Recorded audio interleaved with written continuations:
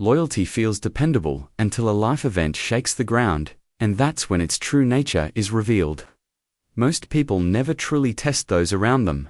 They mistake kindness for commitment, and shared experiences for unbreakable bonds. They confuse noise for truth. However, Stoicism offers a different perspective. You don't know who is real until reality applies pressure. Not during times of success, but when the spotlight fades, your strength wavers, and you fall silent. That's when loyalty either draws closer or walks away. The hard truth is that many people you consider friends are just passengers in your success. They orbit you because it's convenient, and when that convenience disappears, so do they. The Stoics were not interested in appearances. They were obsessed with essence, with truth, and with testing what endures when everything else breaks. Today, we're going to dive deep into the 5 loyalty tests that reveal exactly who is real and who is just wearing a mask. If you're tired of building your life on a shaky foundation, subscribe. This is for the version of you that wants truth over comfort, strength over illusion, and clarity over chaos. Let's walk this path, deliberate, unshaken, and free. Test 1. The silence test. Something strange happens when you stop applauding others. When you go quiet, not out of anger or bitterness, but simply to observe, the atmosphere shifts. The energy changes, and you start to notice who was genuinely there for you, and who was just there for the echo of your applause. Most of us find it comforting to believe that everyone around us has pure motives, that friendships are deep, and love is unconditional. But the Stoics built their lives on clarity, not on assumptions. They believed that illusion is the most dangerous form of comfort. Marcus Aurelius wrote, "The happiness of your life depends upon the quality of your thoughts. If your thoughts are clouded by the fantasy that everyone near you is real, you end up giving away pieces of your peace to people who wouldn't care if you fell." This is where the first loyalty test begins. It's not dramatic and doesn't require confrontation. You don't need to write anyone off or make a grand announcement of your silence. Just take a breath and stop being the one who always initiates contact. Stop hyping them up in posts, celebrating their wins, or constantly inviting them into your life. Take back the spotlight, not because you're bitter, but because it's time to see clearly. You'll quickly notice that those who are drawn to your energy for the right reasons won't flinch. They won't pull away or grow cold. If anything, they'll notice your silence and check in. They'll say, "Hey, you've been quiet, how are you?" But others, they'll vanish. Or worse, they'll become passive-aggressive, loudly supporting others, creating distance without explanation. You'll suddenly realize they were never clapping for you. They were clapping for how being near you made them feel or look. This is a hard truth to accept because we are wired for connection. Carl Jung said, "The meeting of 2 personalities is like the contact of 2 chemical substances. If there is any reaction, both are transformed." But sometimes, what we call transformation is really just dependence. Some people don't want a friendship, they want a mirror. They want you to reflect back the version of themselves they enjoy. When you stop doing that, they feel abandoned. But in reality, they were never showing up for you. They were showing up for validation. That's not loyalty. That's self-interest disguised as affection. To be clear, there's nothing wrong with encouraging people. Celebration builds connection. But what happens when that celebration goes quiet? What happens when you're the one who needs support and you stop playing the cheerleader? That's where the test reveals the truth. The Stoics would argue that the best time to measure loyalty is not in abundance, but in absence. Seneca said, "A friend is someone who supports you when you are no longer useful to them." Think about that. When you are no longer exciting, influential, or entertaining, just human, are they still there? Sometimes, the reaction to your silence tells you more than 100 conversations ever could. Some will withdraw, not because they're hurt, but because the spotlight was the only thing anchoring the relationship. Once it's gone, they have no reason to stay. This might sting, but it's a gift in disguise because now you're not guessing. You're watching the answers unfold right in front of you. All you had to do was stop performing and start observing. This is the Stoic way, not coldness, but clarity. Not judgment, but discernment. The beauty of this test is that it also shows you how much of your energy you've been giving without balance. You begin to notice how much of yourself you've poured into others without ever receiving the same presence. In return, you start reclaiming that energy. You stop over-explaining, and you stop giving people front row seats to a show they never clapped for. The silence doesn't just expose others, it heals you.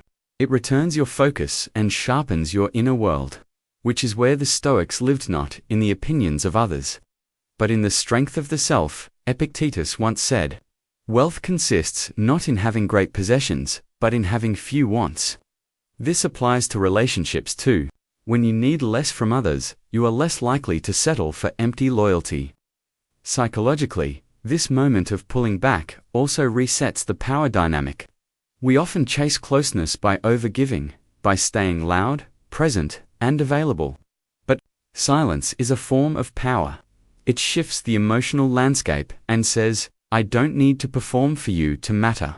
And when someone pulls away, the moment your energy goes quiet, you have your answer not because they said something wrong, but because they failed to act when words were no longer being exchanged. In that moment, silence becomes the test, and, the Stoics would say, it becomes the truth. There's something deeply humbling about watching someone walk away from you when there's nothing left to extract. But it's also freeing because it clears space.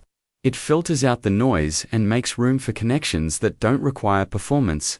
The ones that check in, not check out. The ones that show up, not show off. Isn't that what we're really looking for? Not just to be surrounded, but to be seen. Not just supported in our strength, but held in our silence. And the first step in being a real friend is learning how to see people without needing anything in return. This includes yourself. Maybe the person who disappears when your spotlight dims is you. Maybe you've been abandoning your own peace by staying loud for people who never notice you're quiet. Maybe it's time to stop clapping for everyone else and ask yourself, when was the last time someone clapped for you, even when you had nothing to give? Try it this week. Don't announce it, don't explain it, just pull back and see what shifts. Let the reactions speak, and when they do, don't get emotional, get clear. This isn't punishment, it's insight. And insight is what the Stoics considered the path to virtue. Clarity is peace. Peace is power. And true power begins with knowing exactly who is beside you and who isn't. You might lose people in this process, but you're not losing anything that was real. You're just watching illusions dissolve, and that's what healing truly looks like. There's something quietly revealing about talking openly about changes, especially the kind of change that shakes up your life. Like a big move, a new job, or starting something risky that no one around you has done before. The moment you speak it into existence, even casually, the air changes. You can feel it. People get quiet. Some shift in their chairs. Others try to act supportive, but can't quite hide the hesitation behind their eyes. It's in those subtle reactions, the long pause, the nervous chuckle, the "are you sure?" that the truth starts to surface. If you're paying attention, you'll realize something deeply important. Most people don't fear your failure, they fear your growth. Because if you change too much, you might leave them behind. The Stoics believed in facing truth without flinching. They didn't run from discomfort, they used it. They taught that inner freedom starts with understanding what drives people and what holds them back. Epictetus said, "It is impossible for a person to begin to learn what he thinks he already knows." Many people believe they already know what's best for you, so the second you suggest a bold move, their advice often isn't about your well-being. It's about their discomfort. It's about their own fear of change cloaked in the language of concern. You say, "I'm thinking of quitting this job and launching my own thing," and suddenly their tone shifts. It's not, "That's great, tell me more," but, "It's not that easy. Have you thought it through? What if it doesn't work?" On the surface, it sounds like wisdom, but underneath, it's often resistance. Your change threatens their comfort. This is the second loyalty test. It's not about catching anyone off guard. It's about speaking your truth and seeing who's emotionally mature enough to support it, not just tolerate it, but genuinely believe in your right to evolve. It's a powerful moment. You're not asking for permission. You're declaring your direction, and when you do that, the room gets divided in ways words can't always explain. Some people will cheer, not because they understand your path, but because they love the person walking it. Others will try to anchor you to what feels familiar, what feels safe. But here's what the Stoics would tell you. Familiarity is not always your friend. Often, it's the rope keeping you tied to the version of yourself you're supposed to outgrow. Carl Jung once said, "The privilege of a lifetime is to become who you truly are." But becoming who you truly are means leaving behind the expectations others have placed on you, and not everyone is ready to lose their favorite version of you. Maybe you were the funny one, the steady one, the always available one. Maybe you were the underdog. That version of you made them feel needed, secure, maybe even superior. The minute you talk about outgrowing that role, consciously or not, they push back. They don't say, "Don't grow," but they say, "Are you sure?" They don't say, "Stay small," but they say, "It's risky." But the message is the same. Stay where I'm comfortable. Think about the last time you told someone you were thinking of doing something big. What was their first response? Excitement or skepticism? Curiosity or caution? There's nothing wrong with questions, but tone and energy matter. When someone is truly loyal, their first instinct is to support you, even if they don't fully understand what you're chasing. They want to see you win, even if your victory changes the dynamic. They don't need you to stay small for them to feel big. That's rare, but it's real, Seneca wrote. Associate with people who are likely to improve you, and that means being surrounded by people who aren't just okay with your evolution. They encourage it. People who don't flinch when you level up. People who don't ask you to shrink just so the friendship stays familiar. The Stoics didn't believe in pleasing everyone. They believed in alignment with reason, with virtue, with growth. And part of growth is shedding relationships that can't survive your expansion. The problem is, a lot of people mask their insecurity as love. They might not even realize they're holding you back. They might believe they're helping, but psychology tells us that when someone has built their identity around a certain dynamic, like being the more stable one, the smarter one, or the more successful one, your growth threatens that identity. It's not always about jealousy. Sometimes it's about a fear of losing relevance. Some people don't want you to change because your acceptance of yourself calls out their avoidance of their own. Here's where you have to make a choice. Do you dim your vision to protect their comfort, or do you walk forward and let their discomfort reveal what the relationship was truly made of? This doesn't mean you cut everyone who hesitates. It means you pay attention. Loyalty isn't just about who stays. It's about who grows with you, who supports you without needing to be at the center of your decision-making, who trusts your ability to make bold moves, even if they don't fully understand them. Try it this week. Drop a little truth. Say, "I'm thinking about moving," or "I might start something on my own." Then, just observe. Don't defend it. Don't over-explain. Just let the silence fill the space and watch how people react. You'll see it immediately. Who cheers, who flinches, and who tries to keep you where you are. When you see that, don't get angry, get clear. Because now you're not walking blind, you're walking aware. That's what the Stoics were after. Not comfort, but clarity. Not approval, but truth. There's a certain weight that comes with always being seen as the strong one. You become the steady hand, the go-to, the person who always has it together. People admire your resilience, your focus, your ability to keep going no matter what. But here's the thing. Strength without space to rest becomes a performance. And the moment you stop performing, the crowd thins out. That's the reality few people want to admit.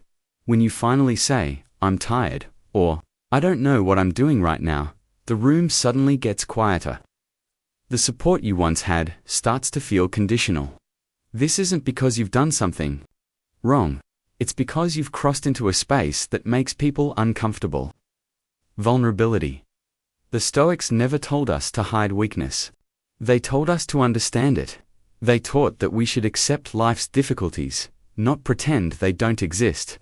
Seneca wrote, "Difficulties strengthen the mind, as labor does the body." That includes emotional difficulty. The fourth test of loyalty isn't about creating drama, it's about being honest.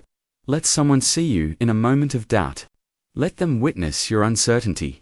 Say, "I don't have it all figured out right now," and then step back, not with fear, but with curiosity. Watch how they respond. Do they lean in, offer support, and show understanding? Or do they subtly distance themselves, change the subject, or go quiet altogether? The reaction tells you everything. The truth is, not everyone is equipped to handle your humanity. Some people are only drawn to your strength because it benefits them. Your confidence reassures them. Your energy lifts them. Your clarity gives them direction. But when that image shifts, when you're no longer the invincible version they've grown attached to, it disrupts their balance. They're not rejecting you. They're rejecting the discomfort your vulnerability creates in them. Nothing brings people closer to their own soul than witnessing someone else being real. When you open up and say, "I'm struggling," it holds up a mirror, and some people aren't ready for what they see in it.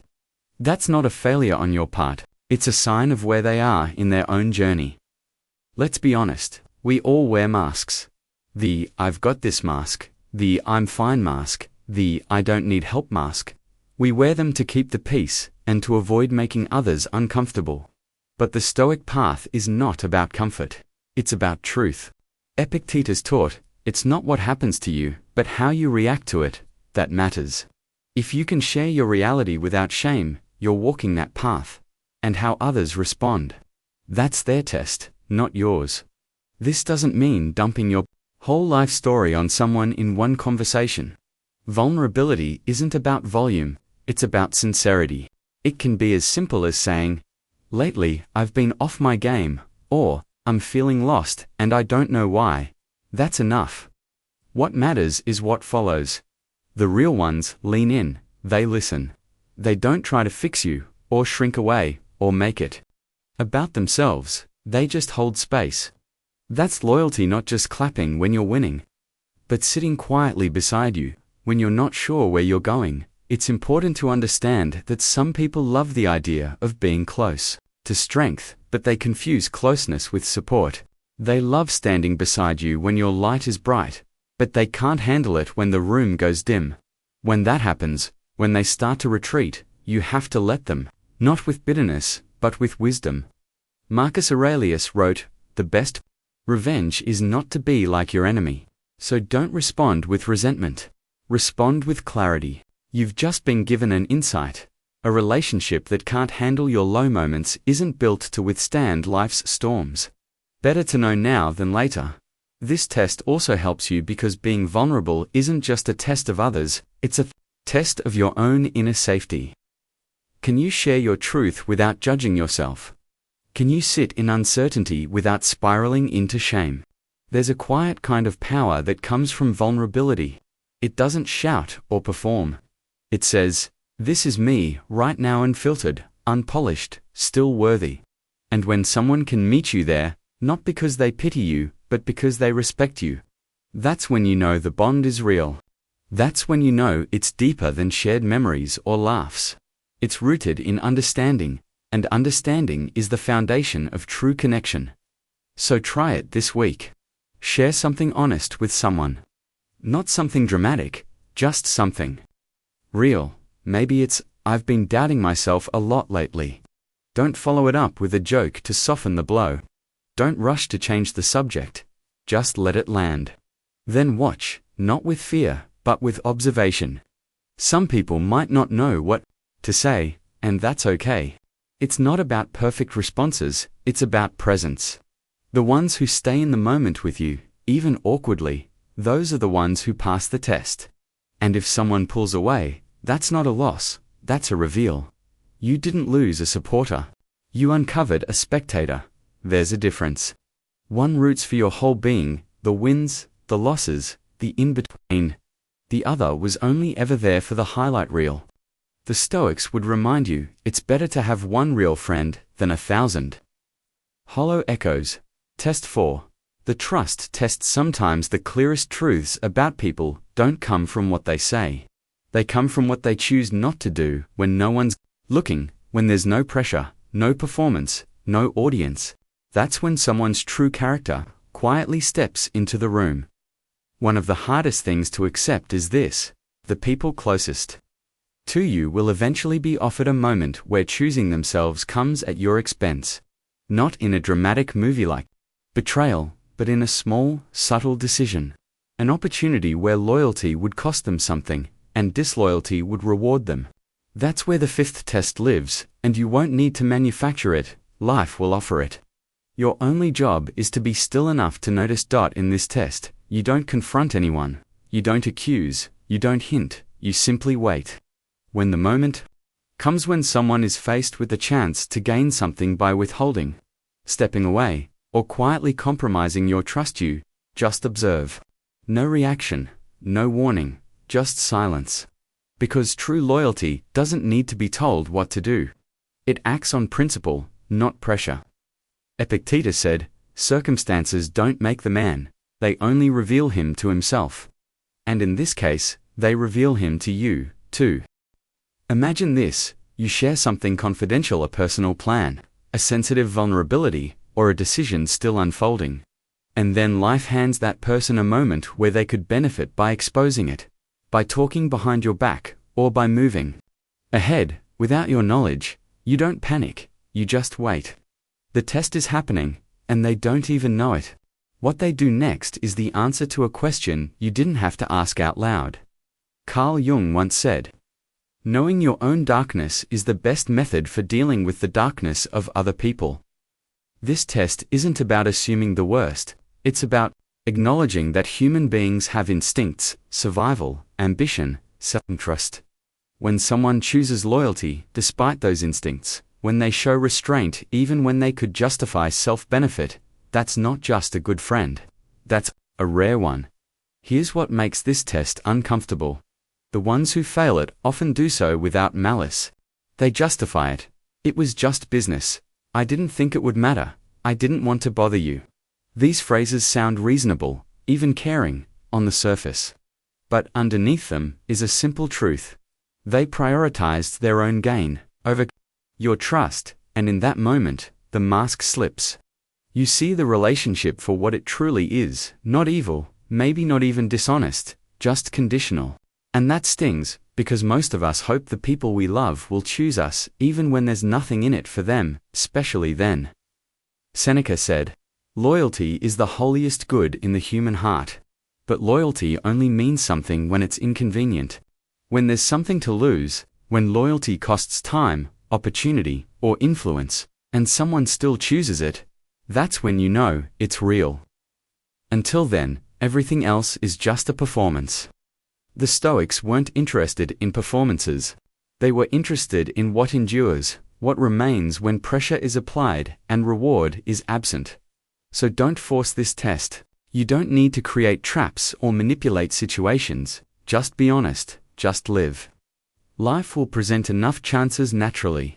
You'll share something vulnerable, and someone will have the option to protect it or exploit it. You'll rely on someone's discretion, and they'll have the option to honor it or trade it for approval. That's the test. And the beautiful thing is, you won't have to say a word. Just watch.